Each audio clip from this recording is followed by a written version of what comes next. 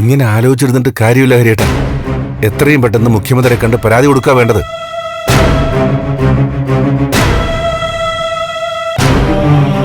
മറ്റു മാർഗങ്ങളൊക്കെ അടഞ്ഞു കഴിഞ്ഞ സ്ഥിതിക്ക് ഇനി വേറൊന്നും ആലോചിച്ച് സമയം കളയേണ്ടതാ ഞാൻ പറയുന്നത്. അതെ ഹരി സർ, ദേവികയുടെയും സിദ്ധാർത്ഥ സാറിന്റെ കേസായതുകൊണ്ട് മുഖ്യമന്ത്രി ശക്തമായിട്ട് ഇടപെടുമെന്ന് ഉറപ്പാണ്. ഡിവൈഎസ്പി ഐസക്കിനെ നേരത്തെ അന്വേഷണം ഏൽപ്പിച്ചത് നമ്മുടെ തന്നെ പ്ലാൻ അനുസരിച്ചായിരുന്നല്ലോ. ഇപ്പോ കാര്യങ്ങൾ കൈവിട്ടു പോയി.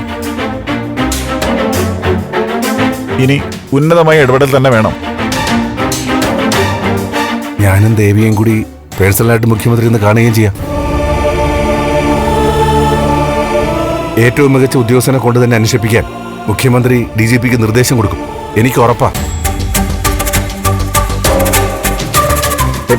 ഹരിയേട്ടൻ അതൊന്നും പറയാത്തത്? സിദ്ധു പറഞ്ഞത് തന്നെയാണ് ഇനി നമ്മുടെ മുന്നിലുള്ള ഏകമാർഗം. പൂർണ്ണ വിജയത്തിലെത്തിയ ഒരു മിഷനാണ് അവസാന നിമിഷത്തെ ഒരലംഭാവം കൊണ്ട് ഇങ്ങനെ അങ്ങ് വീണുപോയത്. ഞാനായിട്ടാണ് എല്ലാത്തിനും മുൻകൈ എടുത്തത്. അതുകൊണ്ട് തന്നെ ഇപ്പോൾ സംഭവിച്ചതിനൊക്കെ ഒരു തരത്തിൽ പറഞ്ഞാൽ ഞാനും ഉത്തരവാദിയാണ്.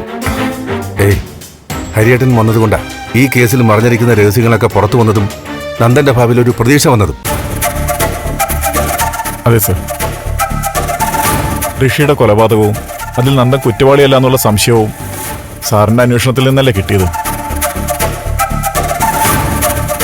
ഹരിസാറിനെ അവർ നേരത്തെ തന്നെ സംശയിച്ചിരുന്നല്ലോ. നന്ദനെ പെട്ടെന്ന് കാണാതായപ്പോ നമ്മൾ നടത്തിയ നീക്കമാണെന്ന് അവർ ഊഹിച്ചു കാണും.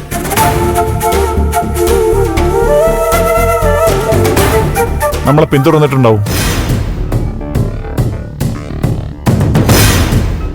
അതെ, അതിനാവും കൂടുതൽ സാധ്യത.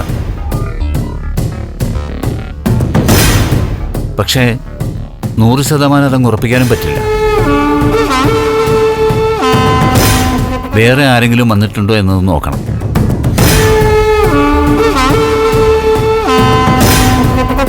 പരിചയമില്ലാത്ത ഗുണ്ടകളാണെന്ന് എസ്തപ്പാൻ പറഞ്ഞു എന്നല്ലേ ദേവി അറിയിച്ചത്?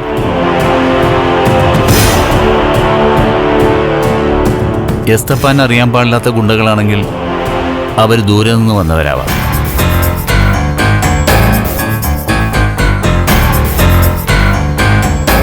എന്തായാലും മുഖ്യമന്ത്രിക്ക് നമുക്കൊരു പെറ്റീഷൻ കൊടുക്കാം. നമുക്ക് ഒരുമിച്ച് നിന്ന് തന്നെ എത്രയും പെട്ടെന്ന് നന്ദനെ കണ്ടെത്താം.